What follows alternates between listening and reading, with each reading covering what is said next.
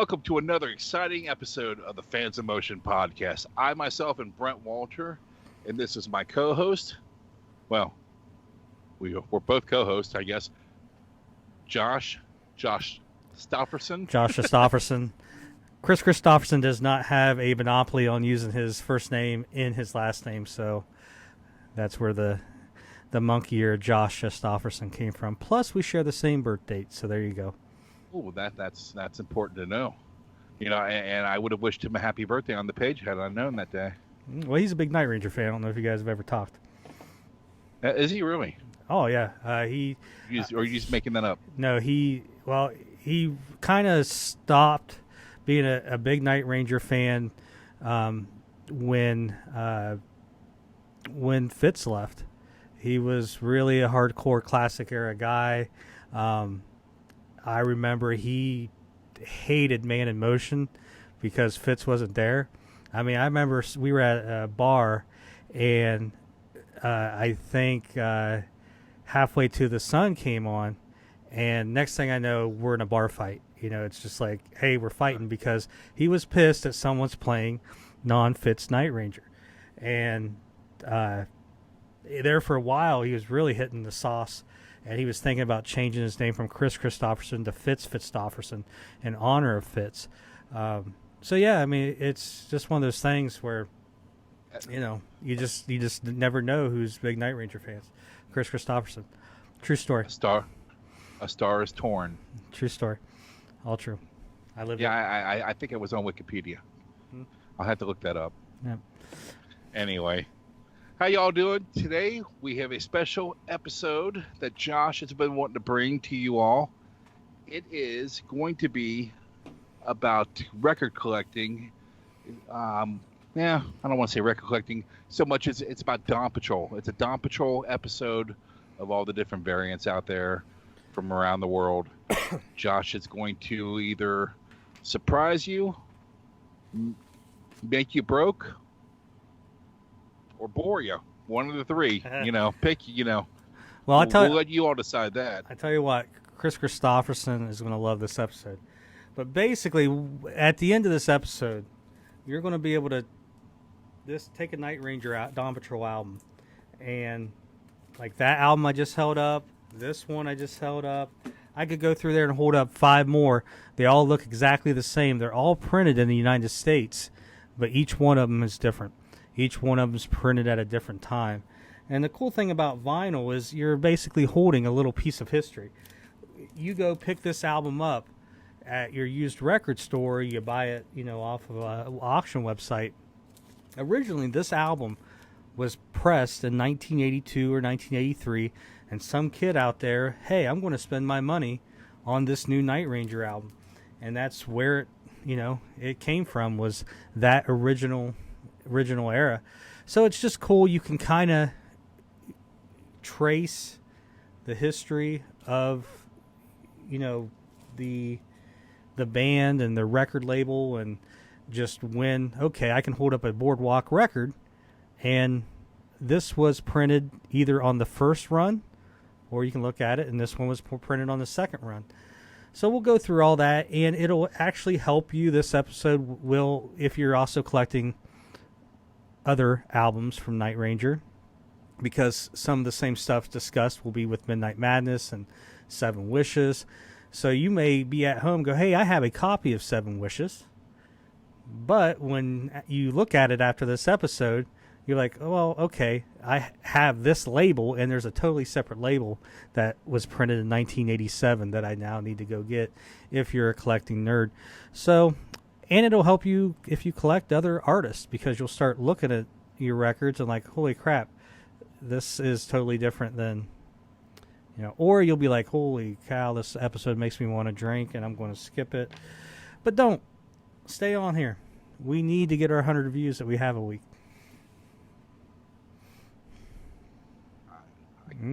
Took the words right out of my mouth. I know. Wow. How do we follow up with that? Drink some Blatz too. Good stuff. Keeps the corona away. I got my Coke. I heard about that. Tobacco and alcohol is what's going to kill corona. Well, they were speaking about cigarette companies making some kind of vaccine that they're investing in, and so they were just making fun of it on the radio today. That cigarettes and tobacco and alcohol is going to be the cure. Just smoke them and drink them if you got them. Yeah, blacks will kill it. So keep Corona on the run. All right, what we got? Looks like we got some Night Ranger news. Josh, what about you? What news do you have to tell, if any? Well, with the Night Ranger news, I don't know. My own personal news is I bought the ticket to go see Night Ranger August 22nd at the Starlight Drive-In in Butler, PA. So I will be going. If you're there, stay 6 feet away from me, you weirdo. And they just announced Nikki Glazer, a comedian. She is going to be there sometime in September. So they're, they have a full weekend venue. So they're going all in on this. So it'll be, exciting. I know Night Ranger still has the Sturgis show here in about a week and a half, like August 11th or something like that. It's still, everyone I've talked to, it's still on. They did, I think, cancel the M4 festival or whatever that is in Maryland. M3. Whatever. M7. Yeah. Been rescheduled for next year already. So we'll see. So who knows what the lineup would be then, so that is my little bit of Night Ranger news. Brent, do you have any Night Ranger news? My little bit of Night Ranger news. I was checking something out and recently saw Jack Blades talking about an Influence 2. Notice there's a question mark right there. Looks like they've been recording Influence 2 for the past 10, 15 years. And Jack is saying it's going to come out. When, I have no idea, but I thought I'd pass it along. It looks like they're working on it. He said he had a new song idea that he hadn't told Tommy yet.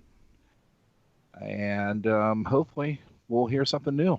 Well, it was worth talking about, at least on here. Yeah, and the Tommy Shaw song that he released a couple months ago, Going to California, from what I understand, it was recorded years ago for this album. Mm-hmm. And I don't know if Tommy just originally sang it all, but I think what they did was they kind of took Jack's part off and had Tommy do the whole thing and released it as a Tommy Shaw song a couple of months ago. But yeah, they've been talking about it ever since the other one came out in 2007. God, was it that long ago? I remember it was so hard to find the day it came out. Well, it seemed like it was forever between Hallucination and that one. Yeah. And, it was 12 years. We're going on 13 years for this one. And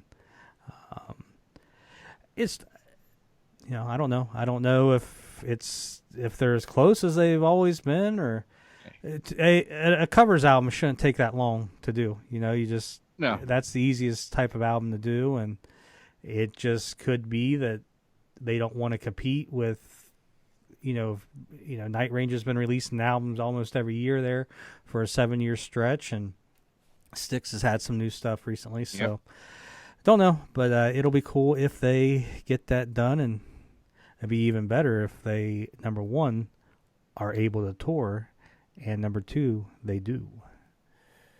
Yeah, it'd be great if they could open for themselves and do a co-headlining tour. That'd be awesome. Yeah.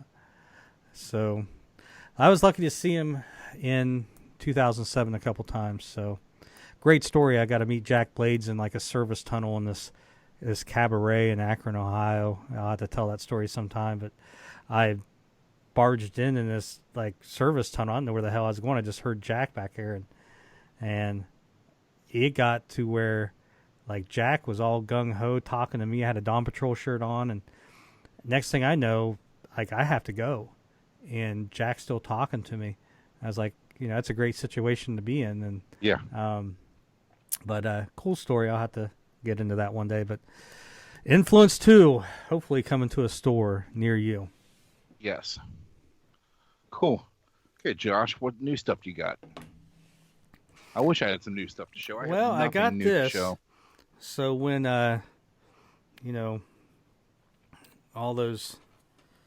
all you people coming to the PA show want to come over and talk Night Ranger. God, you look better already. I know. Got my mojo. I don't know. It's got the wrong logo. That's yeah. Skinny one. Well, it's one of those sites where I know. It's not official, but whoever did it did a good job. I mean, they obviously don't know the different eras, but I mean, doing that was actually, they did a really good job with the circle and getting the logo there. I was very surprised at, how good the design was, and if I was Night Ranger, I'd sue their ass and steal it, or hire them, one of the two. So, yeah, I got a Night Ranger face mask. The only thing that sucks is the other side's white. It should be black, so you don't see, all the beer stains and Cheetos and everything that's on your beard and mouth, and realize what a dirty fuck you are. So, yeah, whoever's making these, make the other side black. Yeah, that's cool that you got either that now I gotta wash, and stuff and be clean, and so. Or you could take it and put something over it and glue it down. I don't know. That's not worth the effort. But not worth the effort. Okay, you want to jump into some fans of motion page? Well, let's talk about the previous episode. We can do that. Are we there? We are right there. Well, we reached 1,000 fans. Well, I gotta update my 3-year-old, see how he's doing. So 1,000 fans. We hit it quick. It took us 3 months. I think a lot of people enjoyed the episode. I'm actually trying to get there right now. Yeah, I think what's cool about the page, and you get a lot of these comments, and we've talked about it before, is a lot of people felt like we were the only Night Ranger nerds out there, and we've created a community, a Night Ranger community where it's kind of like that Blind Melon, video, No Rain. Like, we're all the Bumblebee. We were bumblebees out there, and except we had, we had Brad Gillis's Bumblebee outfit on, and we're out there with Brad's, Bumblebee outfit on, and, our Big Life keytar, and our Night Ranger necklaces, and, we're going up to strangers and going, hey, man, Big Life or 7 Wishes. And they're like, get the fuck away from me. And, we do that, and we all thought we were out there on our own. And then suddenly at the end, we show up and we see this community full of people with Brad Gillis's Bumblebee outfit and Jack Blades' Night Ranger necklace. And we see turquoise coat. Yeah, and we see someone out in the distance has got that V-shaped Night Ranger Jeff Watson top strap. The thing. And, it's great. Andy's got a picture of himself with like a Fitz hat on. He wore it to prom when we were in high school. Yep. So it's created a community just like the Blind Melon No Rain video, and we got a lot of young fans on there.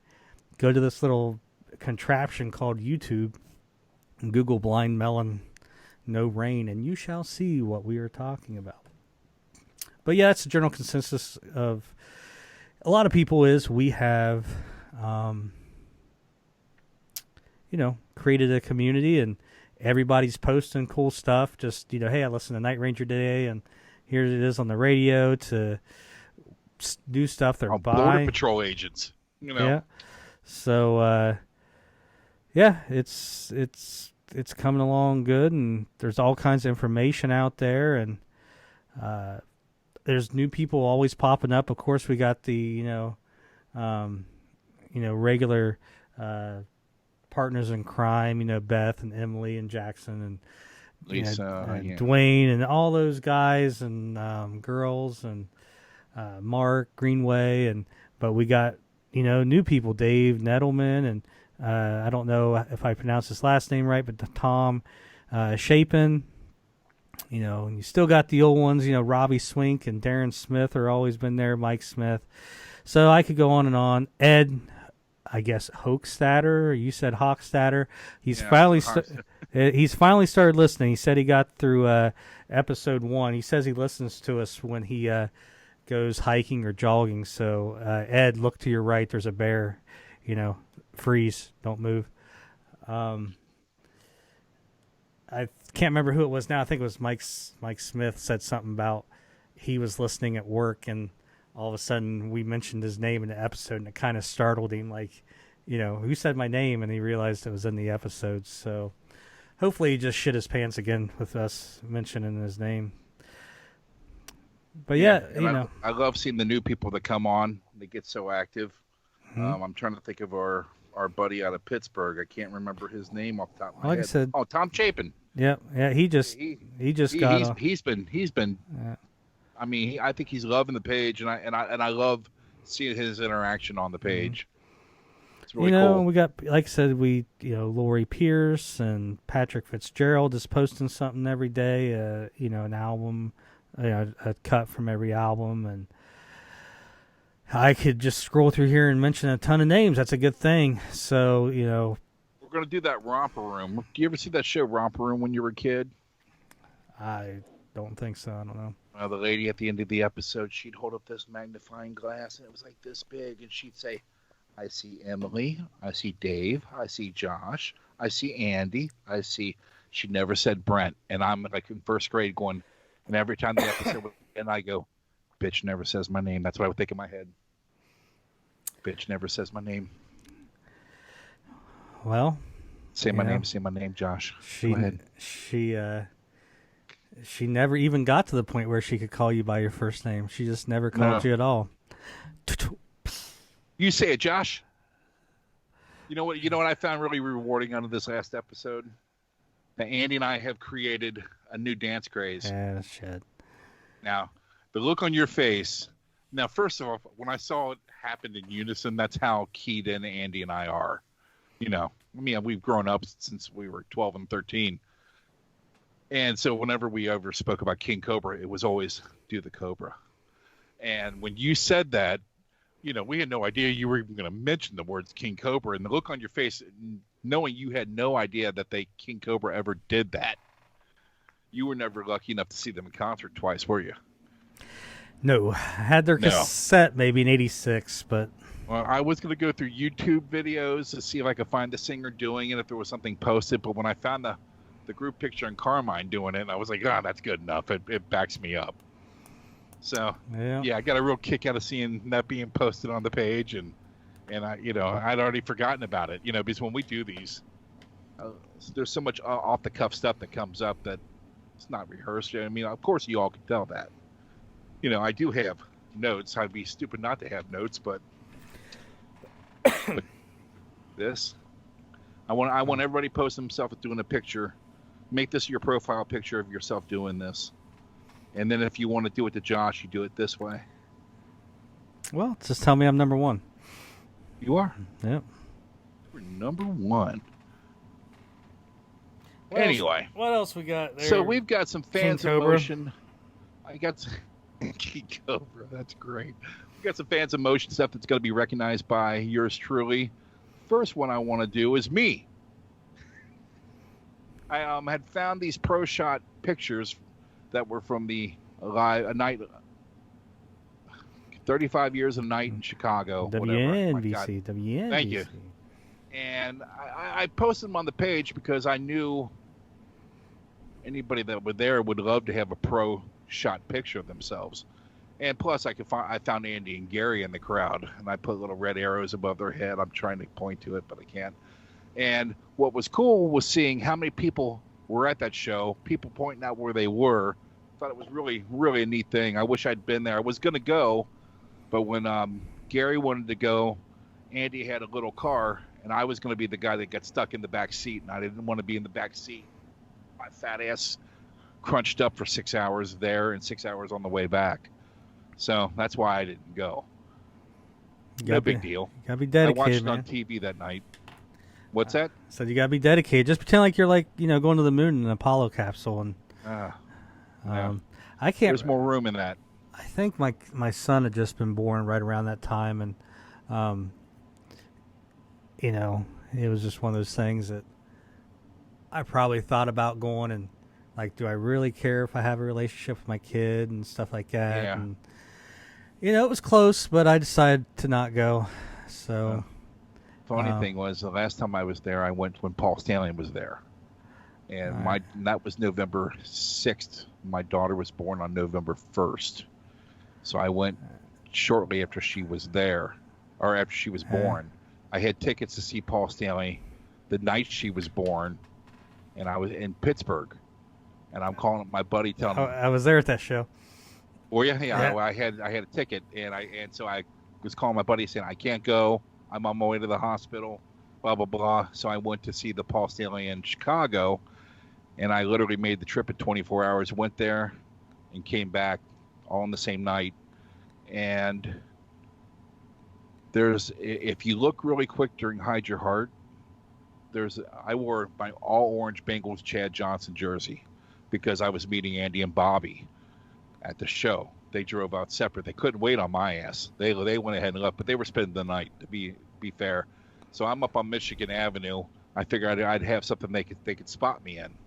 It was only for them to find me because I'm in the city by myself, and I don't know where we're on the cell phone. And Andy's like, "Do you have a bright orange Bengals jersey on?" I'm like, "Yeah." He's like, "Dude, I think I can see you from 20 blocks away." So it worked out. But then we got in there, and there's a part where the lights go down, they come back up, and it's like that. If you pause it, you'll see Andy. So if you see a traffic cone in the Paul Stanley DVD, that traffic cone is Brent. Is me. Yep. So we have that. That was my last time I was there. And then we have a happy birthday to Jeff Blunt. Had to post Jeff Blunt. His birthday cake is very cool. I don't know if it's currently your birthday, Jeff. Happy birthday to you. Josh really wants to sing it to you, like Marilyn Monroe style. But yeah, let me tell you a funny story about that with me and Chris Christopherson one time in Topeka. We actually did that whole thing. Time. Well, it was Fitz's birthday, and we realized that we were 3 sheets to the wind, and yeah, he's like, "Fuck it, let's sing Happy Birthday to Fitz," and so hey, happy birthday, Jeff Blunt. Yeah, cool cake. Thanks for sharing it. Another diet Night Ranger thing we can't eat. Yeah. That's a lot. Diet for us. That's a lot of dark icing. Yes, it is. That would change a lot of things, some weird colors. And normally we don't do this, but I've got a PSA for the Fans in Motion page. If you happen to see this guy, post on the page. He's been missing. He's good. I don't know. I think his name is Randy Rocker, something like that. His name's not on the milk carton. Missing. But if you missing, yeah, but not missed. Yeah. Andy's in the process officially of moving to Nashville right now, so gave him some milk carton love tonight. Yeah. He'll appreciate that. He knows nothing about this, so that's why we haven't missed. That's why we haven't mentioned Andy, because the joke was too good to pass up. Mm-hmm. So anyway, with that, I'm done talking. Josh is done hearing me speaking. So now I'm going to have to sit there and try to figure out what to ask him about stuff I don't know about. And it's going to show I don't know, but I do know some. I have a ton of Kiss vinyl. I thought we were going to talk about girls. No, we're not going to talk about girls. Well, you girls said don't give a shit. You said you didn't stuff you didn't know about. No, I know plenty of that. My wife got drunk twice. I got 2 kids. All right, so what do we got? Anything else? Let me check the notes here. I think we're good to go. I think we're good to go too. So, are we going to go on to our Well, Fans of Motion Dawn Patrol episode? there Ooh, we that's the go. wrong one. There we go. Well, real quick, we will. There's always something else. Well, we'll talk about the CDs. There's not a lot of them. Of Dawn Patrol? I'll post pictures. You got the original Night Ranger long box where the CD was used to come in. You would rip open the cardboard, and most people would, and get your CD out. But originally it came with the full design, and it had the band on the back. Sure. And eventually it went to like a compact price where it was a budget CD, and that original CD had, the back photo, to where the budget compact thing just had a generic. And they put that nice price on the cover too, on the budget one in the upper right hand corner. And this is probably one of the first Japanese Dawn Patrols. Very similar front, had the white casing, similar back, but it had a better and expanded booklet in there. And this would have been released somewhere in the mid 90s because it has that MCA logo. They changed that right around 93. So there's very few Night Ranger items that has that new MCA logo. Most of it's always kind of more the block MCA. Yeah. So anyways, you have the CDs there. I would assume those probably started hitting the market sometime 85, 86, 87 in there. Night Ranger Dawn Patrol was also released on 8-track. Obviously not very common. Copy just sold. Usually, if you're going to get a copy, you're going to pay anywhere from $50 to $100, unless you find it at a yard sale or something. I don't have it. I'm not going to pay that much for it unless I can get a decent deal on it, but it's out there. So, with Dawn Patrol, the one version that Josh doesn't have is this one right here. It does not exist. It either... But that's probably what it would look like.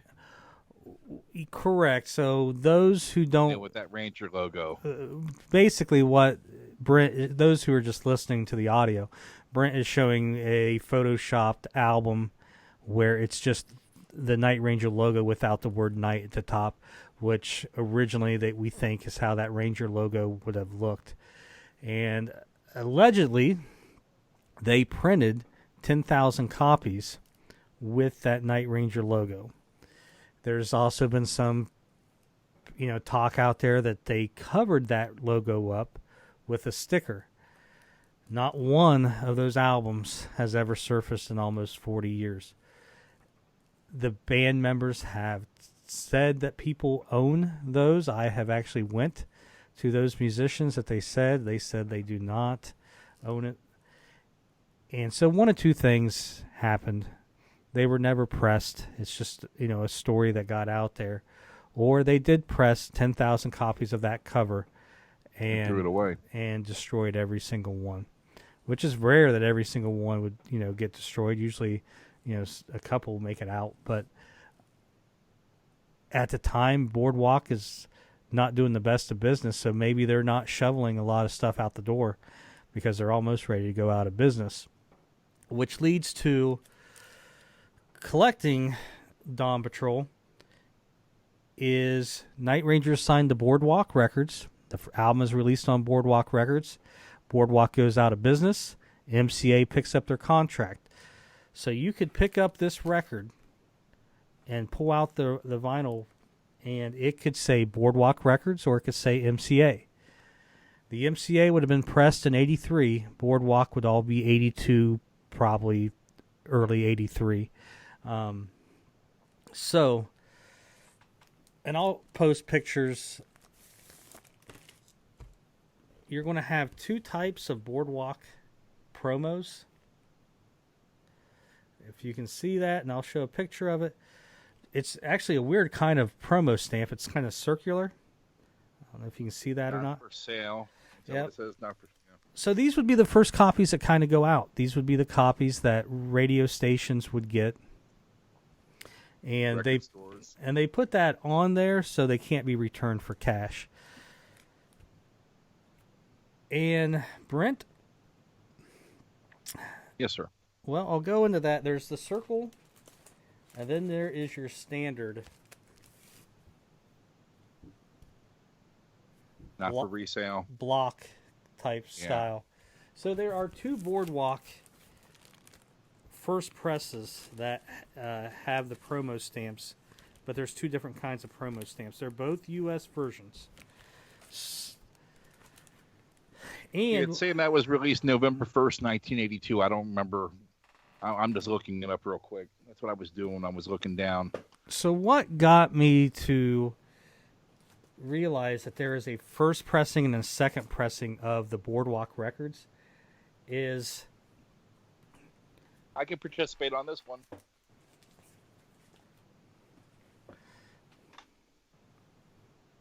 Just find my copy.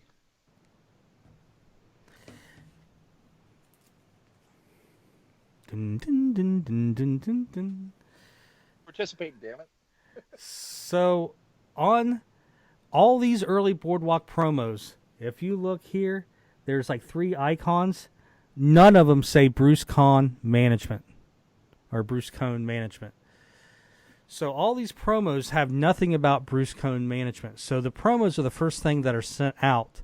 So the first pressings will not have Bruce Cone Management, and we couldn't see you there. Yeah, I know.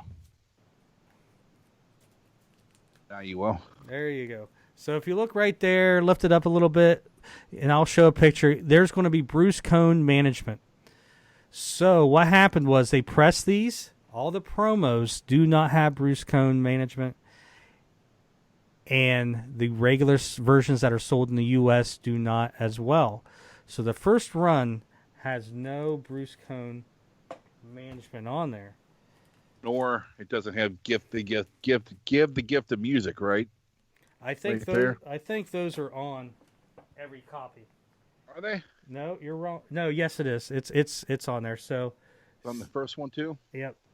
So it's got the Boardwalk Records, Give the Gift of Music, and like the RIAA. It's just that Bruce Cone Management logo is not there. So if you're holding up a Boardwalk and it does not have Bruce Cone Management, you have a first pressing of the Boardwalk Records. You can also get if you look at a vinyl record and there's this part here that doesn't have any songs, that's called the dead wax. There is some differences in the dead wax as well. I'm not going to get too deep into that. The Matrix isn't it? Call it the Matrix. Little numbers in there and what have you. There is numbers. There's a lot of stuff in there. There is numbers. There's the icon or initials of whoever mastered it. There is some type of symbol of what factory it was produced in. So let me... Yeah, I remember off track Death Leopard Pyromania. I used to think it was cool when I was a kid when I get the first pressing. And on one side inside that dead wax, it said, if you're going to be a bear, and you'd flip it over, it would say, be a grizzly. You know. And little things. I mean, the Bruce Cone without Bruce Cone Management, the fonts on this is bigger than the font with this one does have the Bruce Cone Management. So this has smaller font on the label. But in this case, every one that has Bruce Cone Management has the smaller. But I'll hold it up here and I'll post a picture. Here is a second pressing. It's got that Bruce Cone Management. This one is different. It has Alan Zentz in the dead wax. Alan Zentz is a guy who masters records. So there is differences. Some will say Alan Zentz, some won't, but I'm not getting into that. Here is a hype sticker on the second pressing. And mine doesn't have the hype sticker on the second pressing. So there is second pressing Bruce Cone Management. So Boardwalk Records, you have basically two differences. Bruce Cone Management logo and one without. The one without is the first pressing. I should have went. I had the cassette of that on Boardwalk. Mm-hmm. I should have went and pulled it out. I should have went and found it. Here is another one that has Bruce Cone Management, but if you put on, I wrote on here, no Allen Zintz in the dead wax.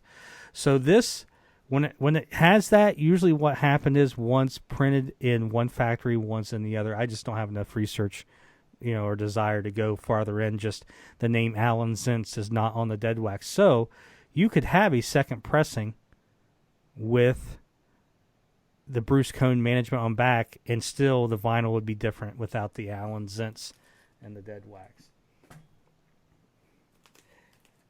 And of course, you have the Columbia House version, which looks exactly the same almost, except in the bottom corner, you will see CRC, Columbia House Club.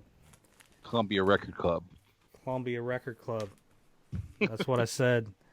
And they do their own pressings most of the time. They press them. They do the jackets and everything, usually. And how that worked is Columbia House, RCA Records, eventually became BMG. If this album would be out for 6 months, and then they would license the material and the images to those clubs, and then they could start putting them in the clubs. But it usually took, somewhere between 6 months and maybe a year after the album was actually released for them to be able to do that. Now, here's a little something that's strange is I picked up this same version. It was like $4. I picked one. I just picked it up just to, bring it home. And it's actually different. Everything is a little bit darker. Originally, I thought maybe it sat in the sunlight, but the label, and you know how Kiss labels, some are darker. This label has a cream color to it, where this one, both Columbia Records Club, this one's got like a bright white, very noticeable. So there is, a small variation of the Columbia House. And they might have had separate pressing plants as well. Correct. And then you have the RCA, which again looks almost exactly the same. It's Boardwalk. All these are Boardwalk records. So again, it would just have the Boardwalk logo. But if you look on the back, RCA, right there, underneath the guys, it has basically the catalog for, you would write down what number record you wanted. Each record had its own 5 or 6 digit thing. And then it says manufactured by RCA Music under license, Indianapolis, Indiana. So you may have a Dawn Patrol at home. You look on the back, it could be Columbia Records, it could be, or Columbia House, it could be RCA, or it could be a first or second press generation of Dawn Patrol. These are all U.S. pressings of Boardwalk. Now, eventually, 28 to go. Yeah, eventually, Boardwalk goes out of business. MCA picks them up. So some of you will own the MCA Rainbow label, and they had promos of this. So they started when they put them on. They repressed it and sent out. The difference is that promo stamp is on the front of the album and not the back. Well, the crazy thing is, too, the label collapsed in the middle of that record. That label collapsed, I think, February or March of '83. This album was only out for about 4 or 5 months before Boardwalk went under. And then they had nothing on the shelves, and they're out touring, And MCA, I call this the Rainbow label just because it's a cloud and everything and the rainbow. That's a good. It's what else? Yeah. So if you guys hear me say Rainbow label, this is the one I'm looking at. Also, I'll talk about a Camel label. It's just a label with a big camel on it. Now, there is a Camel management logo that we will talk about. It's just a little circle with a camel in it. This, you will find MCA copies with it and without. So this is a, MCA copy without that Camel management logo on there. And right here is the same exact same thing, but you can see that little. And I'll post it on there, but there's a little circle there. Upper right-hand corner. Yep. And you get later in the albums, that Camel management logo will flip sides depending on what pressing or what plant made it. So now you have the the MCA pressings. You have rainbow logo or the rainbow label. You have basically a Camel. Basically what happens is, again, you can track the history. They go to MCA. MCA starts pressing the record. They don't have the management team on there. Their management team becomes Camel management. And if you look on the back, remember that Bruce Cohn label? Or that Bruce Cohn, that goes away, and it's just in print. And it's an entirely a different font. So they start printing this when they go to MCA. They don't have the Camel management logo on there. They decide, hey, we're going to put that on. And then they start pressing it with the Camel management logo. So again, you're kind of seeing a progression of the band's history through the actual records themselves. Again, you have the record clubs. You have the MCA, again, rainbow label. And on the back, it's got the, it's a little bit higher, and it's in red, where the other one was in white. So it's just a little bit higher. And on this one, on the actual label of the record, it does say RCA, manufactured by RCA Music. Hey, pull that cover back up. The bottom corner there. Yeah, it's got a catalog. Does it have a catalog number? Yep. Okay, I just happened to see that when you were. So is that the Boardwalk you got? Yeah, this is the Boardwalk.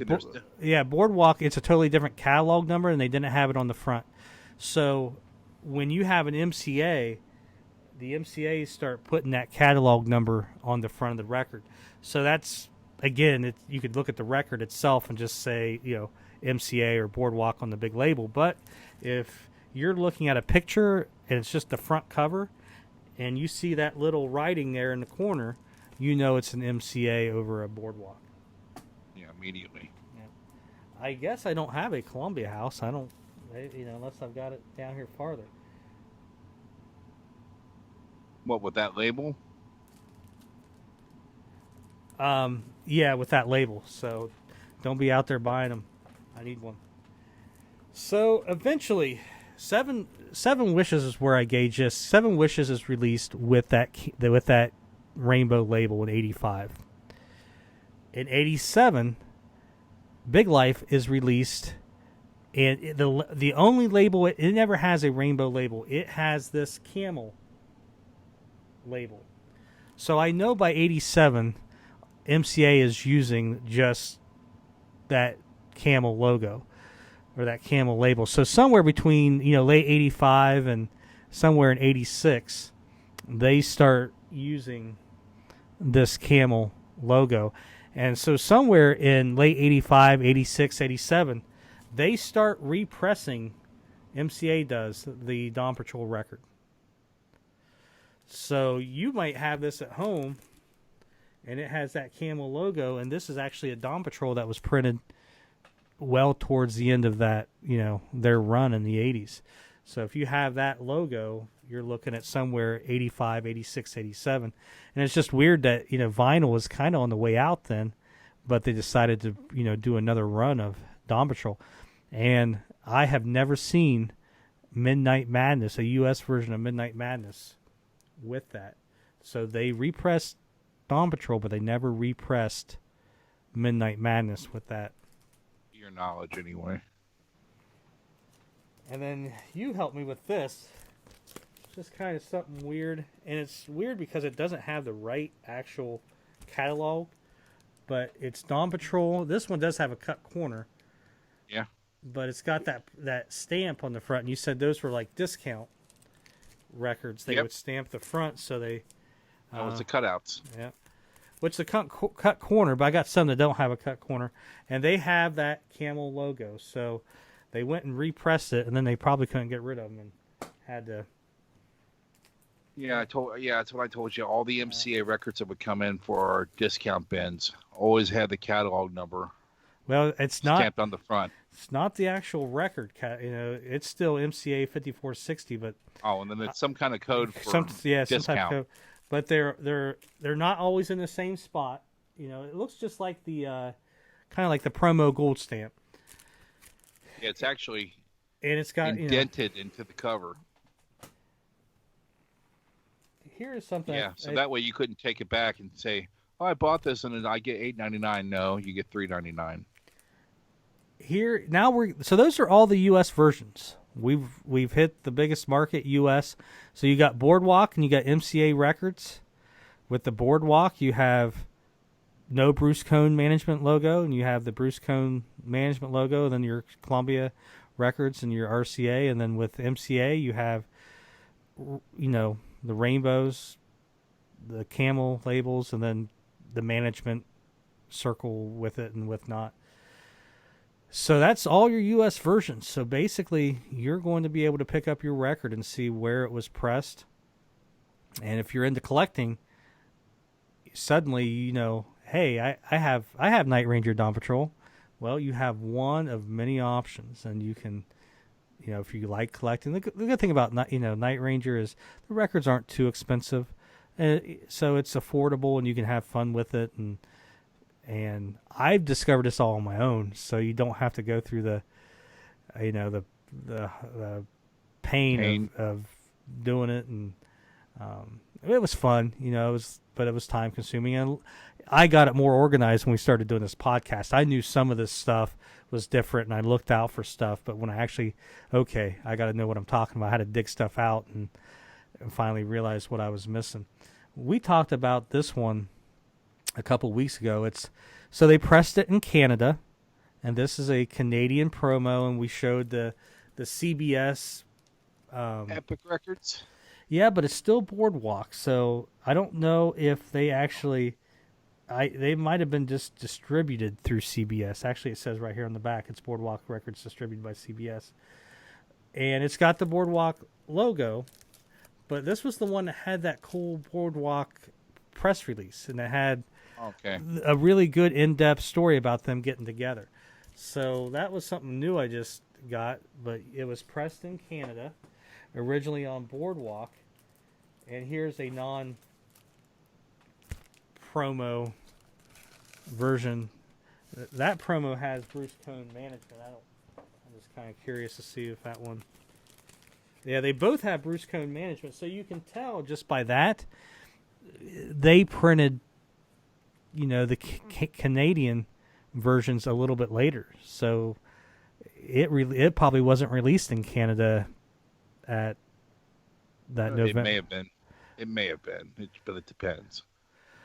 Well, I would think if they're printing all these ones in the United States without Bruce Cohn, they would probably be matching up, and eventually, we're switching to Bruce Cohn Management, scheme, but you have a non-promo version.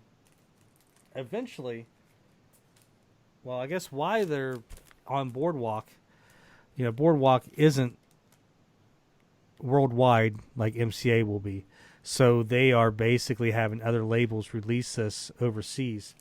And so here is a Dawn Patrol with the Epic label. So this was released in England. So if you were over in England in 1982, you were buying Night Ranger on Epic Records. There's other little differences, obviously on the back and stuff. But one cool thing is it has this little, like, skull and... There it is, right there. Crossbones, but it's a cassette tape. Basically, don't dub this and trade it. So you have two versions of that. You have the blue Epic label. And maybe I don't... I guess I got them out of order a little bit. And you have this white Epic label. And there's nothing on it that says anything about being a promo. Sometimes some companies will have the white label will be the promo, and I don't see anything in there. Just both are England 1982, and you got a blue and a white label. So if you're nothing in the dead wax, nothing. I didn't go that far in dead wax. Because if it has a PR number, PR such and such, then. But I didn't go that far into the dead wax. But you got a white label and you got a blue label for England. So Mark Greenaway, you need to find yourself a white label. So he posted a picture of the blue label once. Boardwalk, released in France. Very similar, but it's got different blocks and stuff on it, and just says, printed in France. And I mean, the back is the same. It's just got different, it says printed in France. So there's a French copy out there.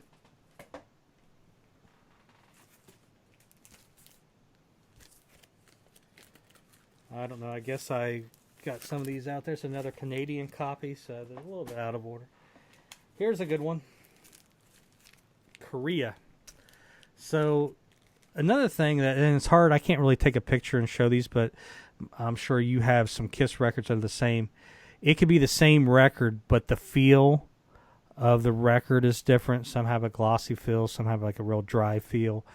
Sometimes the dust sometimes the dust jacket, like the ones in the States are like a glossy type paper, and you get some that are overseas are just like wrapping paper. So if you look, the Japanese always have the best quality of anybody, though. That Night Ranger logo is a little thick. Like, it's not as refined. So it's a little bit different, but... Hold it up again. You can't tell that much. It's really, if you look at the top, like, the colors blend. It's just more printing than design. Oh. Yeah, but they might have taken a printing off the printing, Well, and who knows, sometimes Korea isn't an actual copy. But this was CBS Sony label, so it's got that, red label on the back. And... obviously a big difference in the back cover. But the thing about Korea I always liked was, and I don't see it here, but a lot of times it will say like approved by the Ministry of, Defense and stuff. And this has all kinds of weird writing and phone numbers on the side. But it does come with this. So it's a little, insert. And it has the song titles and stuff like that on there, and the lyrics in Korean, I guess. So there is a Korean copy out there that you can track down. And then the good stuff. If you're really into collecting vinyl, the way to go is Japan. If you collect anything else, especially anything like South America, like they went to the store and they bought it, and then they kicked it home. Everything from a lot of these countries are roached, but you get stuff from Japan. It's 40 years old, and it looks like it's brand new. It's immaculate. So most of your Japanese will have obi strips, which is this right here, this strip along the side, and some of them are cooler looking than others. This one has a picture of the band. I actually have a Japanese promo. Does not have an obi strip. Everything really looks about the same, except on this Japanese label, you have this block of lettering. And I think that our Japanese friends on the page say it basically translates to sample over there. So this is a sample copy.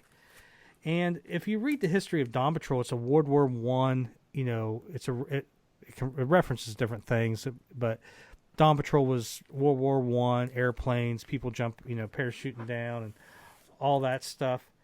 This is really this insert, it does have the paratrooper and map of the world, and so it does come with a booklet, and there's more people. Yeah, they took it literally, didn't they? Yeah, and it's got the lyrics. So this is the Japanese promo, but it's very. I think that the Japanese promo for Boardwalk. I think it's the same sheet and everything. So yeah, the only thing difference is that doesn't have that block of lettering on it. Hold up the Obi. Well, I will. Or some people, as people say, OBI. The reason these were put on the records over Japan, basically, that's everything in Japanese is on that Obi. That's where it translated for them, listed the band members, listed their catalog, it listed the song titles and it's on the back. Have you? Yeah. So therefore, and I love the little picture. Sometimes they add a picture like they did on that one. So that's when the Japanese, they get what the Americans get for the most part, but then they get their own special little strip that tells them what it is. And eventually, like the CDs that they would release, the Japanese, you would have the Obi strip on the CDs, but you would always get a bonus track. Mm-hmm. So now, Night Ranger never did that in the 80s. They did do it in the 90s and into the most recent records. From what I understand, the Japanese fans can answer this more than I can, but it's to promote them to buy their own Japanese products because the American products are actually cheaper. So, well, but there's another reason behind that too. Sometimes they would come out a week or two before the Japanese version did in America.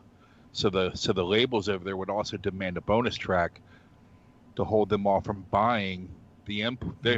Ours is an import for them, so it gave them more incentive also to buy the Japanese product because they had an extra song or two. Well, it was also in, I think, the peace accords of 1973 that Godzilla would no longer attack if they included bonus tracks.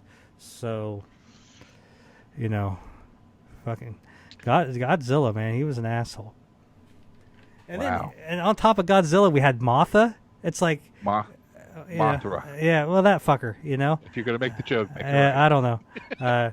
Just this big old flying, thing. It's like, and then what was the new Godzilla? What was the Pacific Rim? I'd never seen it. Yeah, it's like I have it, just never seen it. Big ass monsters hate Japan. That's all I've learned in life. MCA Japanese, so you can see that the Obi strip is nowhere near as pretty. It's pretty plain. It's got the rainbow label on it. And as you were talking about, though, on the back, and it's got an insert, nowhere near as nice. It's just a lyric sheet. But here's on the other side is the Japanese. You showed the American side. There's nothing on it. It's just blank. Oh, yeah, usually all in Japanese. Well, usually the Japanese pressings are really nice. This is pretty bland. Yeah. On the back MCA. Of the Obi strip, it is basically, it shows Night Ranger Midnight Madness. It shows Dawn Patrol. And the reason why it has Midnight Madness is because this is pressed after Midnight Madness has been released. Triumph and a few other bands. So they're hawking other. The great thing about the Japanese is what doesn't translate is always in English on there. And then if you go looking at the lyrics, sometimes that are written in English, the lyric is totally wrong, but it's what they think it translates to sometimes, and it's fantastic. So that's basically, I did find a Australian copy, so it was pressed in Australia. It's very similar to the Korean version. It's got that CBS Records, I think, label. So there is an Australian version out there. So there is pretty much your Dawn Patrol vinyl collection is basically that. Just you're going from Boardwalk to MCA and then all your different variations between those two. when we get into Midnight Madness, I can talk. It's easy to distinguish, but I can talk about, hey, this was pressed in this factory and this was pressed in that factory. I haven't had the really the motivation to dig into it there, but like Man in Motion, Keith Olsen produced that. Keith Olsen did the mastering as well, if I can remember correctly. And so he has like maybe a row. I can't remember what his thing, a heart. Maybe it's a heart. So if you have a Man in Motion record, pull it out and look in the dead wax and you'll see like a heart. And that was his logo. So for the mastering, so you could pull it out and if you see the heart, you know Keith Olsen's is the one that mastered that. And there's for Pogo logo. Was he Pogo logo? Yeah. And Pogo Logo Productions. There's all kinds. If you look in there, you know, one mastering had a guy that did a little flower in it. And there's people that say some mastered records better than others. So like Kiss Alive, there's probably 2 or 3 different people that mastered, you know, their version, and some will say that this record, you know, this mastering sounds superior to the others, and I've never gotten that far into it. So that is the Night Ranger Dawn Patrol catalog. This is the only one with Boardwalk. By the time Midnight Madness is released, it's all MCA. It'll be MCA from here on out. Really, though, you start getting to a lot of label variations. Night Ranger on top, then Midnight Madness, or you'll get Midnight Madness, then Night Ranger. You'll get different schematics on the, there'll be 3 songs listed on top of the label and 2 on the bottom, and those will be switched. And the Camel management, that little circle with the camel, that'll flip-flop on the labels. And so, if you're into collecting vinyl, or there's people on here that have mentioned about wanting to start buying it on vinyl, there you go. You can actually go to a record store and they got 2 copies of Dawn Patrol. You could flip them over, and they could both be Boardwalk, but one could be RCA and one could just be a regular standard version. So, and I wanted to make sure we did this collector's episode after I was pretty much bought everything I needed. So there's going to be a flood of Night Ranger vinyl collectors out there bidding against me. He tried to get the 8-track. He sent the picture to Andy and I today of the 8-track that was sold for 100. Yeah, I wasn't going nowhere near that. Do you have the cassette version of Boardwalk? I have. I have it in a box. Now, if you're into cassettes, I think some of the best cassette designs were from the Dawn Patrol era. The one in England released was very cool. There's a few others. I just don't own them, or I don't have them readily available. But just go out there and look at some of the ones overseas and the way they designed them.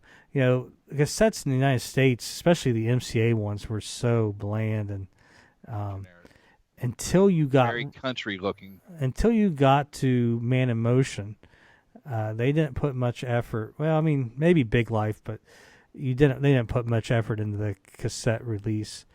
Right. So I do have some of the cassettes, but I couldn't tell you what.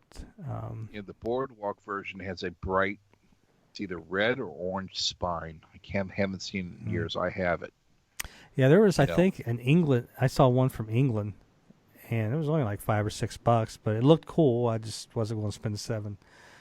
Eventually, I will probably. If it's for $7, it's kind of neat looking, but. But there's the cassettes out there, and then eventually, somewhere down the road, we'll do the 45 collection, because they released 45s for Don't Tell Me You Love Me, Sing Me Away, and Young Girl in Love, which we've briefly discussed on the Dawn Patrol episode, but it kind of takes you back. Can't forget Young Girl in Love. Yeah. If you don't know that story, go to the Dawn Patrol episode, and just a weird little item we came across. But there's no we. That was you. You found that all on your own. No, you guys begged me to buy it. But Yeah, going that's the episode going that back you find on YouTube right there. going That's what it looks like. going back to just how long this band has been around is you have the "Don't Tell Me You Love Me" singles, and there are some that are both sides are stereo, and then you get some that are mono. Just again, you don't have. When's the last time you've seen anything released in mono? So that is really, I think all of it for the Dawn Patrol vinyl. Anything you think we're missing or anything? Considering I only have the second pressing on Boardwalk, I don't have a clue what we're missing. I think I broke your heart when I think we were talking one night and you said you had the original Boardwalk pressing, and I sealed.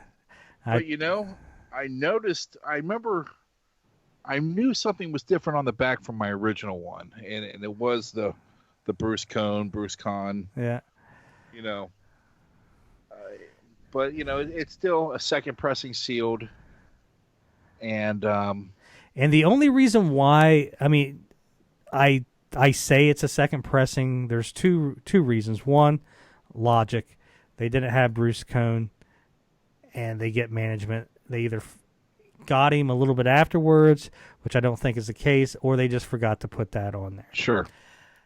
Or the record company forgot to put it on there.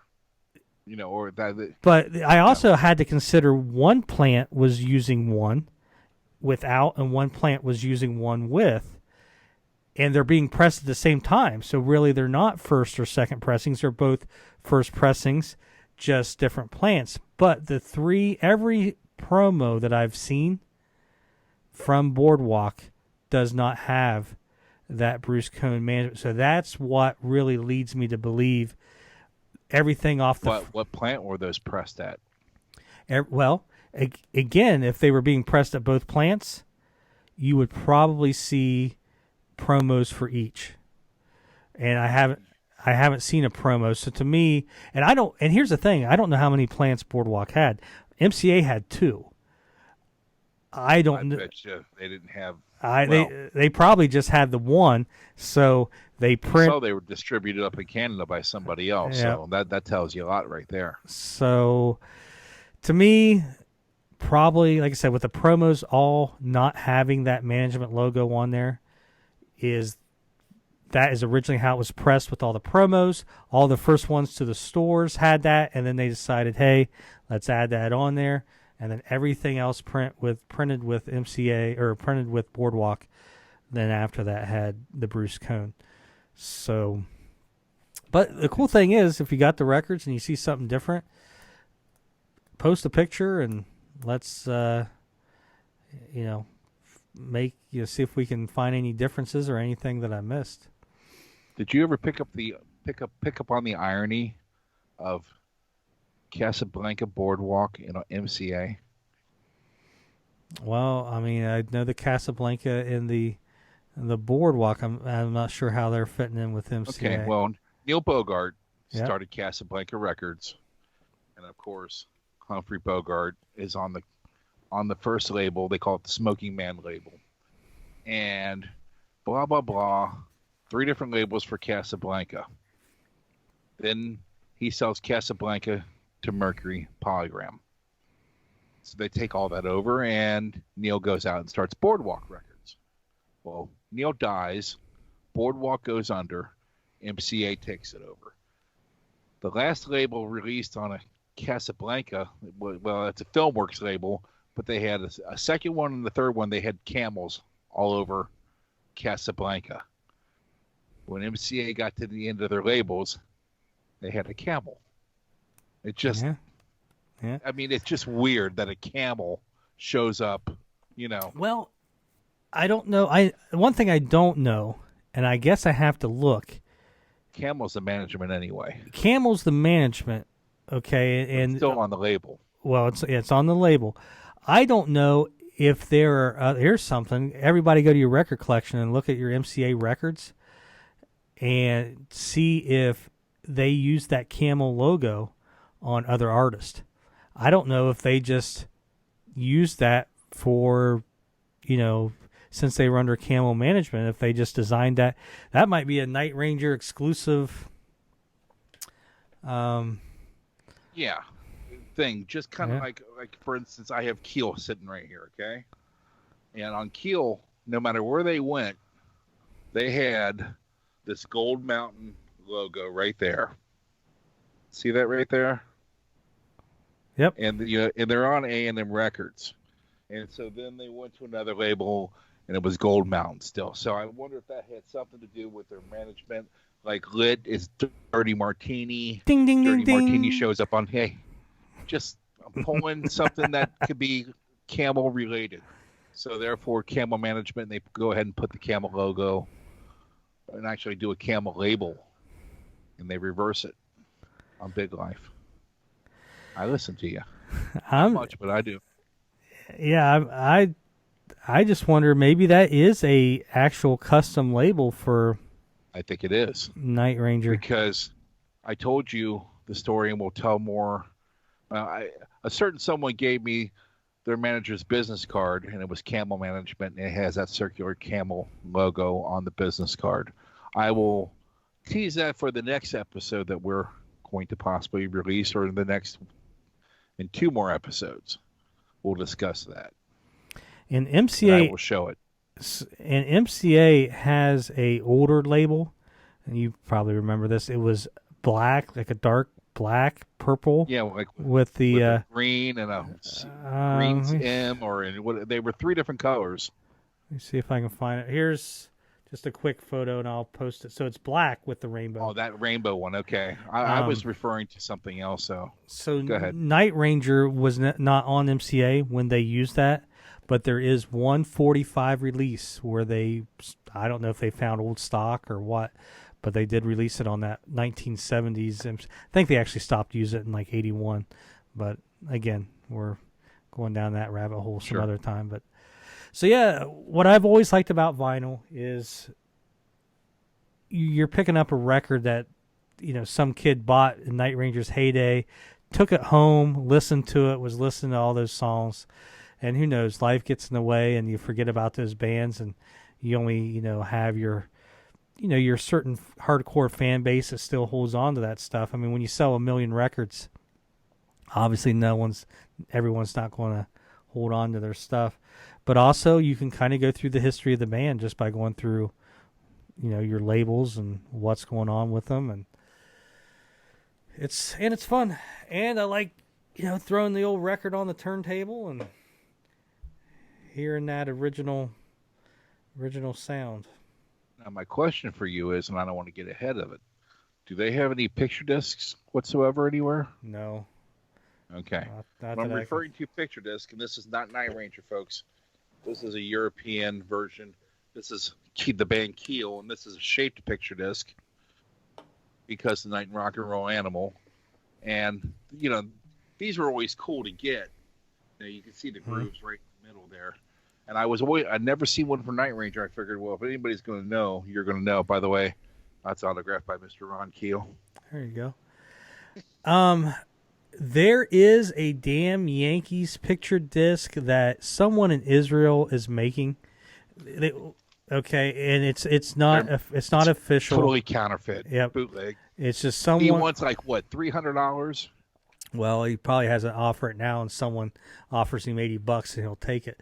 Well, because he's done every Lit. Every band. One. I don't think if you look, the album I don't think is actually made. He just makes an image on his computer, makes it look like it's real, and then whenever someone orders it, he prints it off and mails it out. But all those are fake. Absolutely. I don't think Night Ranger has any colored vinyl. Well, you do. You have the new release from the Greatest Hits Live, which was like a blue vinyl. But anything from the classic era, there was really nothing special with those. You just get like the Japanese versions will all have cool inserts, and they will have order forms. Like when I get the Big Life, here you get a little sneak peek.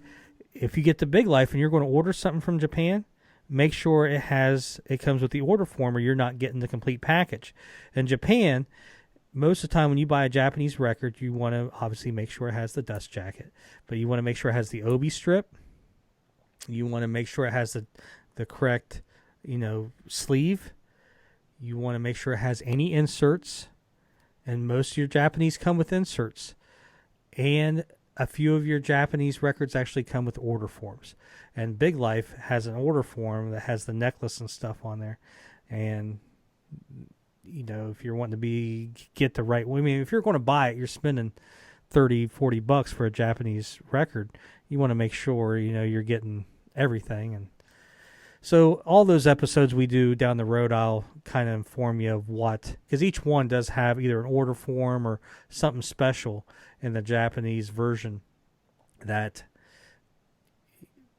could. Yeah, and to go down that rabbit hole a little further with the Japanese, you'll notice if any of you people out there do collect Japanese records, you'll notice they'll have different OBs. It might be on the same label, but a different OB. The reason being is because the Japanese, they basically have to lease it. They're allowed to press so many, and then they've got to re-up the deal. So therefore, they have so many different pressings. I mean, if you go on eBay right now and you look at Japanese Dawn Patrol, you'll find 5 different Dawn Patrols with different OBI strips on the side because we're talking about it's the licensing. CDs. Yeah, it's licensing is what they got to do. They don't own it. They have to license the music, and it expires, I think, every year. That all started with that 1973 music agreement with Godzilla.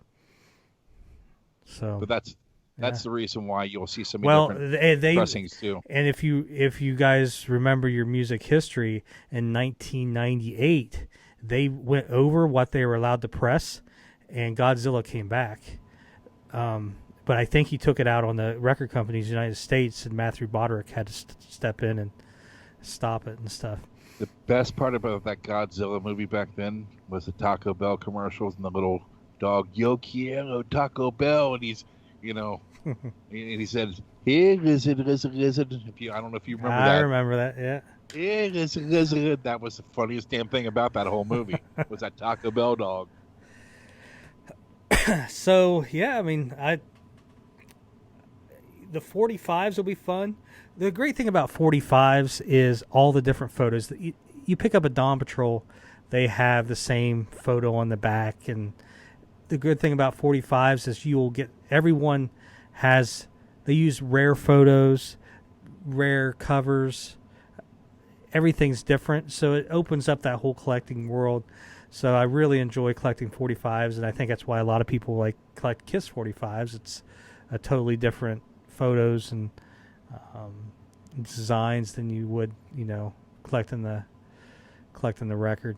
Yeah, and the foreign stuff's usually a little sweeter, much sweeter than the American stuff is, by far, especially with the Kiss stuff. And I think we talk about it a little bit when we do the album focus. When we did 7 Wishes, I talked about you can get copies of this stuff from almost every country, and it highlights just how big they were getting, because the more countries that are pressing it, you'll see when we talk about Midnight Madness and 7 Wishes, they're printing 7 Wishes stuff in Africa, and then when you get to Big Life, it kind of starts dwindling, and then when you get to Man in Motion, there's just only so many copies. Like Man in Motion, it's easier to find a promo copy than it is a standard copy, just for the fact that they printed all those promos and then they never really sold any of the vinyl. So the promos are out there everywhere, but a standard copy vinyl is not. Yeah, I remember when those dollar stores first started opening up around here. I remember walking into one, there was 50 copies of Man in Motion. I felt bad, so I bought 5 of them just so I can give them to people. On vinyl? On DVD. Or on CD, CD? Yeah.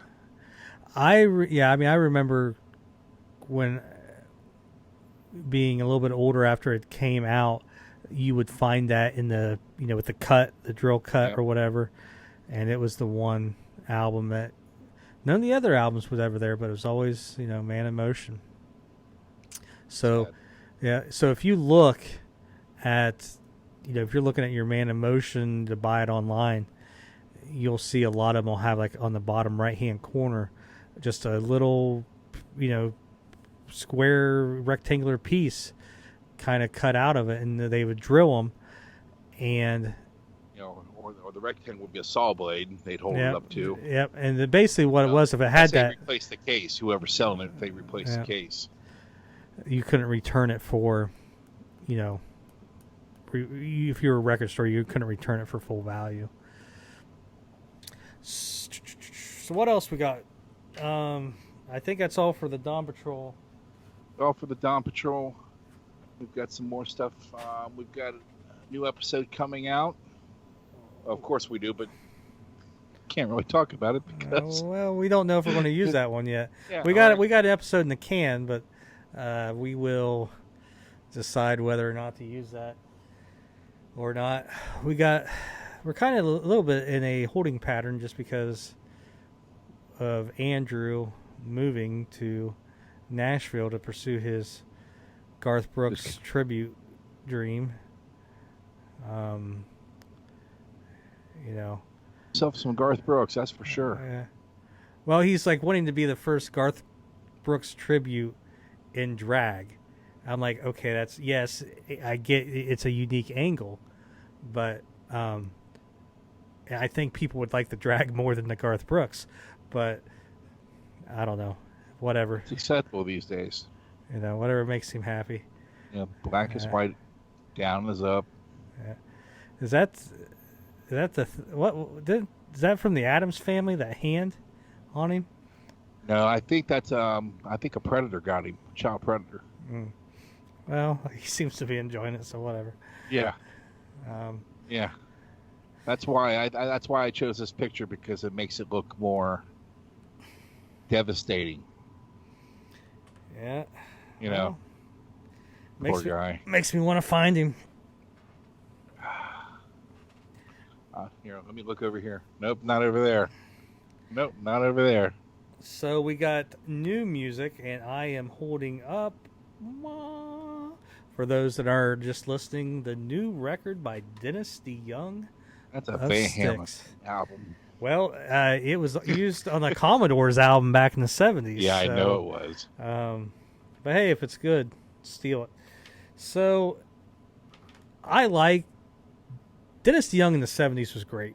I mean, you can't go wrong with Styx, Equinox, Styx, Grand Illusion, and Pieces of Eight. But basically, I equate it to when Dennis DeYoung had a beard. I really got into Dennis DeYoung music. And when he shaved that beard for Cornerstone, and Babe, and then Paradise Theater and Kilroy, you kind of lost me a little bit. And then I really have not gotten into anything he did, on that, the Styx stuff they got back together in the 90s. So I enjoy Styx today with Lawrence on the keyboards, but I still like to go see Dennis DeYoung. I went and saw him a few years ago. It's just great to hear him sing those classic songs, and he can still, he's 72, 73 years old. He still sounds like he does in the 70s. He still puts on a great show. I've just never been a big fan of the studio stuff he's done, really, in the last few decades. This is all right. I mean, it's fun. It's still great to hear Dennis DeYoung putting something out in 2020. But I got the vinyl. I don't know. I cashed in some points, so maybe I got it for $10. But it's a gatefold, and he's got Julian Lennon on here, and does a lot of work with Jim Peterick. So, if you're wanting some new music, what Dennis. What label is he on? Is it his own? I want to say it was Frontiers, but yeah, Frontiers. Really? Yep. So, go check out some new Dennis DeYoung and travel back in time. I think this is going to be his final album, but he's going to have a volume 1 and a volume 2. So, well, I don't know if he's actually going to label them volume 1 or volume 2. Yep, it is. It's volume 1. So, this is going to be his final work, and he'll have volume 2 sometime next year or something. So, don't let it end. I'm telling you, don't let it end this way. I don't admit I don't know that many Styx songs. I just know Don't Let It. I remember that video. Don't Let It In. Yeah. That was off Kilroy, I think. Yep. I never got into that. I mean, I got into Styx when I was young too, and even as a kid, like 9 years old, I'm, stealing my aunt's Cornerstone, and like, what in the freak happened? I was just listening to Grand Illusion, that rocked, and I'm like, 1979 sucked. I remember buying Paradise Theater when it came out. I bought the vinyl. Uh-huh. And you ever seen the vinyl for Paradise? The vinyl is one of the best vinyl releases ever. I know. I remember seeing. I'm like, I thought something was wrong with my record, and then we held up to the light, and you're seeing all the translucent rainbow color. I don't know. That was amazing for that time period. Still is. And it would be amazing if people would do. I mean, I'd never seen anybody else do that. If you have the vinyl of Paradise Theater, you go to a stores or record shop, take out Paradise Theater, the record, and flip it over to side 2. Hold it up in the light, and it's got these if you were looking at it like an Art Deco architecture, it's like the columns from the columns, theater, what it is. But it's the like, I won't say gargoyles, but like maybe they're like angels or angels, something. And it's the 2 angel sculptures are etched into the vinyl kind of, and you hold it up to the light and you can see them. So it's very cool. I'll try to find it. It says Styx, I think, across the top. Yeah. I haven't seen it in years. You can get it cheap. It's, I mean, most people don't know about it. And another thing, most of the time you go and you try to go get an album that had not a promo, but it came with a poster or inserts, and you go to find, look at those records, and most of those records, those are long gone. The Grand Illusion came with a 24 by 36 poster, and you can find those, and I would say at least 50% of every. So a lot of times you can buy a Grand Illusion at a record shop for $2 or $5, and just go look inside, and half the time there is basically a brand new poster in there from 1977 of the Grand Illusion album cover.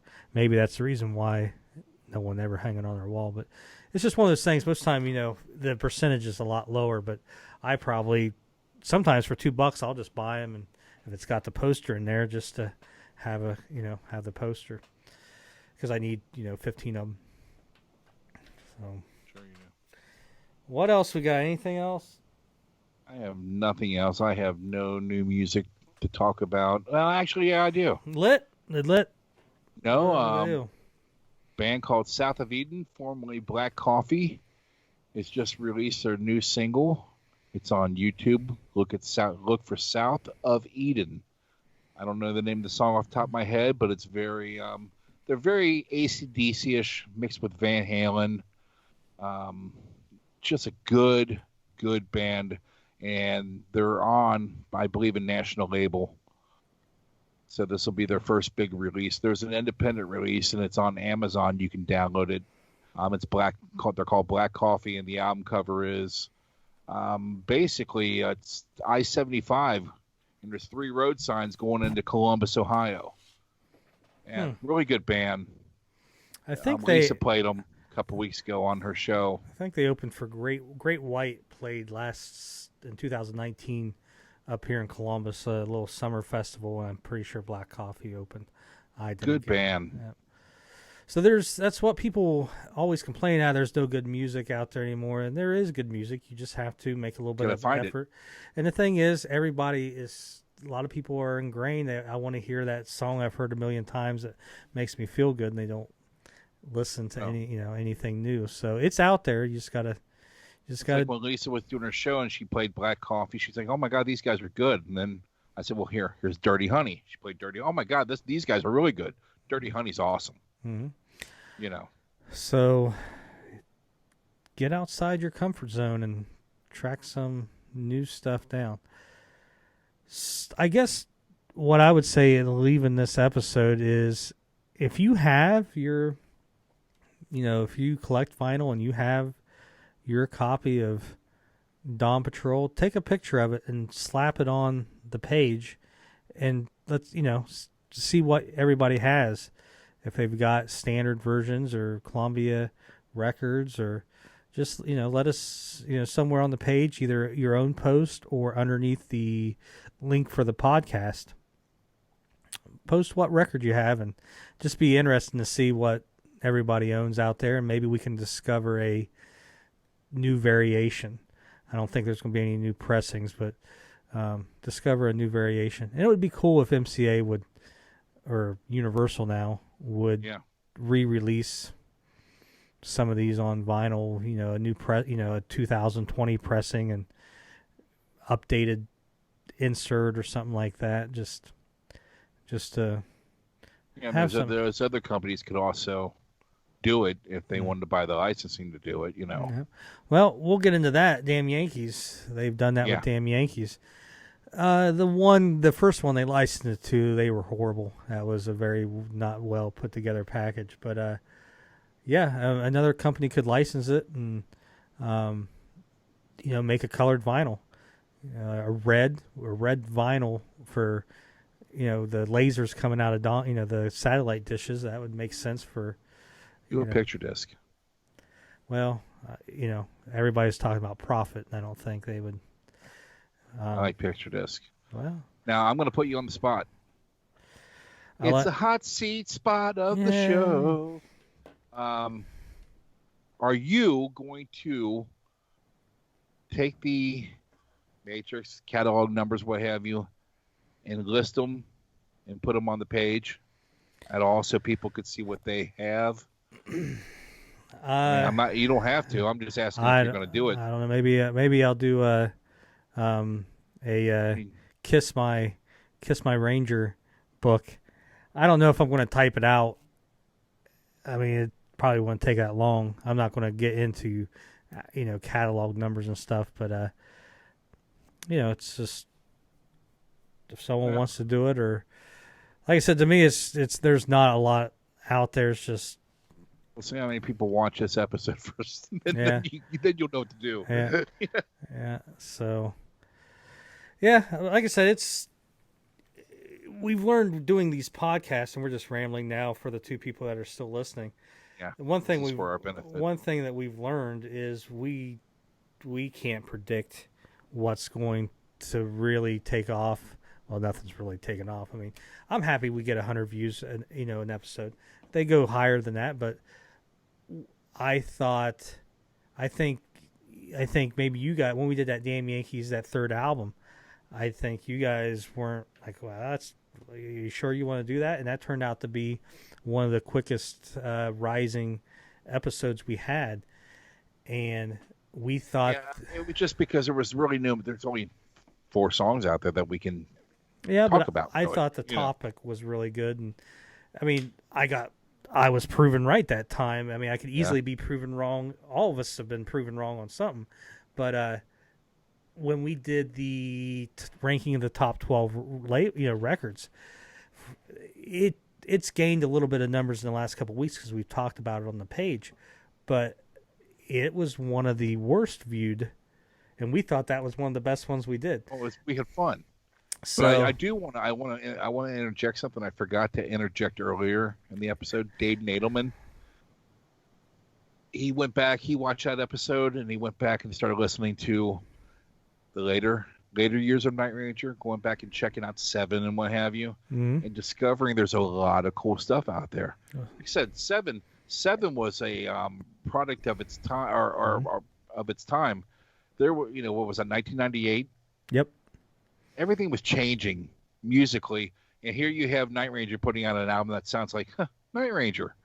And I think at the time, it just came out the wrong time for me. I didn't think it was that great.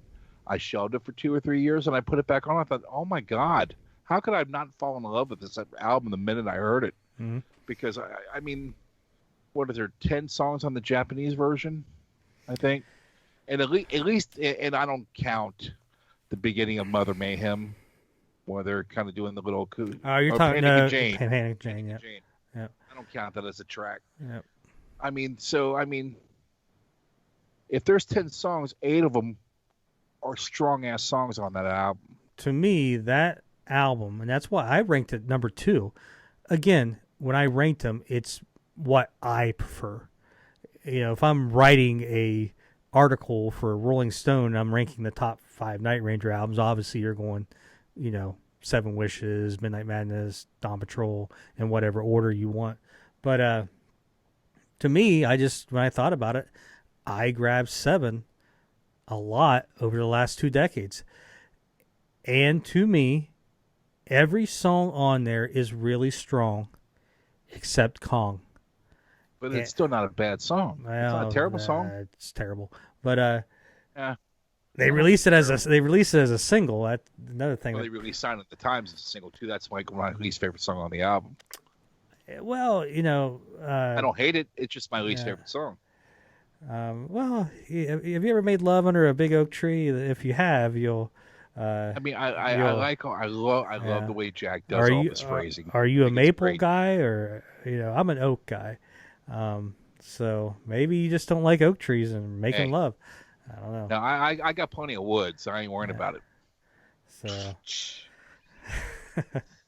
you just got that, huh? I think what hurts that album too is like Night Ranger. Honestly, I mean they do have a good track record of horrible album covers, and that was it was pretty just bland.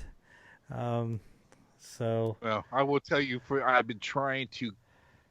I've hit up the art department for several of these records, especially for the first album, to find out if there was actually a Ranger cover made, and nobody's responded. I found this guy that did 7 on the internet. I've emailed him through personal email. I've emailed him through his what's that business Facebook page called? LinkedIn.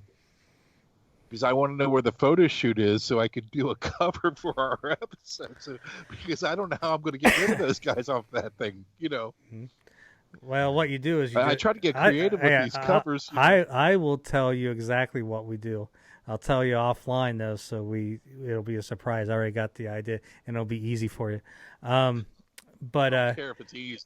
But back to the the podcast, we don't know what topics will do good and what won't. But the top 12, like I posted it. I don't know, just a link to it a couple weeks ago, and it got a little bit more action again. And Patrick Fitzgerald was writing on there about it, and Tom Chapin and Dave Nettleman, all those guys were talking about, hey, we went back and revisited some albums, or I don't know how I'd rank them. So. Again, when we do these podcasts, we don't know what's going to resonate and what won't. I think people just enjoy hearing people talk about Night Ranger because there's none of that out there. And we got to be honest, there is really an expiration date of how long we can go on with episodes. We can only do so many, there's only so many albums. There's only so many collectors, we can do one for each album. We can do the 45s. We can do different topics. There's eventually going to be a new album and stuff, and that's going to carry, but eventually it's going to get down the road in a year. We can do reboot episodes with other people. Yeah. Get somebody on here. We'll do our top 8.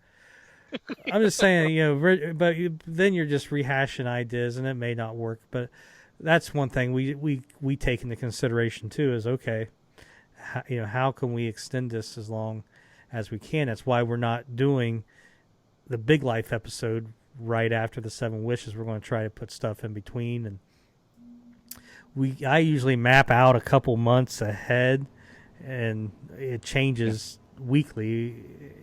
Just by sometimes the topic comes up and we've got that we were talking about. We got to get on it because the topic's been brought up. Yep, that's exactly what happened with Damn Yankees. The Damn Yankees album. People were starting to talk about it and what was out there, and it was on the list. It was on the list to do. Well, it wasn't on the schedule for us to do. But it was on the list. We made a list of just whatever topics we could think of, and it was on there. So we might even do a Kiss Collectibles episode one night. Yeah, I'm sure all the Night Ranger fans will enjoy that. Come on, you can't tell me that people don't want to see a Funko bobblehead. These are rare now. Well, this is when Funko first came out, started doing things. Well, I mean, there are a lot of Tommy Thayer fans out there, but Well, actually, it has Ace on it. no, that's Tommy Thayer. It's Spaceman. I know it'd say Space Ace, but they kind of dropped that. But they used all the solo things. Does that say does that say Space Ace on it? The Spaceman. If you notice, the only thing I can think of really that says Space Ace off the top of my head was the back of the Psycho Circus CD. When it has the demon, they say Space Ace, but I think after that they started going to the Space Man. There's stuff I'm looking at right now that has Ace, says Ace Frehley, that's merchandise. But when they went to Demon, Star Child, Catman, they went to Space Ace, and then they realized that we can't. Change it. We gotta get rid of that. So now I will tell you, on Amazon, Funko released a set of Kiss Funkos. 8 years ago? Mm-hmm. Do you have them? Do you have those, John? No. Okay, well, there's a counterfeit set on Amazon I found last night, and they're $45 a piece. I'm getting them. Are you? No. They look just like them. No. And I'm thinking, how many people are going to buy these in pieces? Because the Ace Frehley I just saw on an auction sold for $300 the other day. Yeah. I'm sorry, the Spaceman sold for $300. And I mean, those things you have to. Would you have those? Yeah, got them right here. Well, no, but if they're creating counterfeits, man, it's time for you to unload them. It was one of those things that when they came out, I ordered them immediately because I thought they were cool. Never saw them in stores, but then again, we could sell about 5 boxes of little things there, and we could probably just buy a Fans in Motion recording studio. Yeah. Look at I'm just looking at the Night Ranger VIP up here.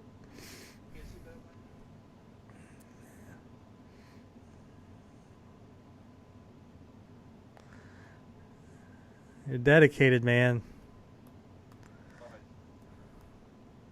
Here. Oh my God, what happened to my head? Anyway, it's about time to go. I got a feeling. Yeah, we've, to the one person that's still listening, thank you. Buyer beware. If you want those Funkos just to get them, go for it. Here, I'll tell you, we're just bullshitting. A buddy of mine who has never, been a Night Ranger fan and always kind of made fun of me for being a Night Ranger fan, never liked the 80s. We had an apartment. What's wrong with him? Yeah, no, we had an apartment back in the 90s. Me and him and another buddy, and we were moving out, and we cleaned the place, and he had done his part, and I wasn't there, and he had taped the key to like a piece of paper, and wrote some. I can't remember exactly what he wrote, but he was like, something. Here's the key. Blah blah blah blah. I think he left me some money. He maybe owed me, $50, and he's like, "Here's $50, that I still owed you. Now you can go buy those new limited edition Night Ranger Midnight Madness figures." Because I was buying the Kiss ones, and so I was surprised he even knew, could correlate Midnight Madness to Night Ranger. I'm like, hey, he actually knows an album cover or an album title. He might have went and looked at your stuff when he was writing it too. Yeah, maybe, but now you can go buy your Night Ranger Midnight Madness. I'm like, man, that's a good idea. That's what we need, some Night Ranger action figures. You never know what might happen through this page. Who knows? Yeah, well... as long as we don't have to put any money behind it, I don't care. Yeah, what era are we doing? We're doing the 7 Wishes with, Fitz and the red outfit and the hat. And I know we would. You want we would have the Jack Blades with the turquoise coat. It may be like a variant without... I don't know. Well, you could take it off. Well, I'm saying or we could do the Brad Gillis Bumblebee and then have a rarer one where he wore like the different black outfit. Yeah. Mm-hmm. Hey, yeah. James Blades is probably listening to this going, these motherfuckers are going to make us some money. You know what? And then we take that money and we launder it like Doc McGee showed him. Yeah.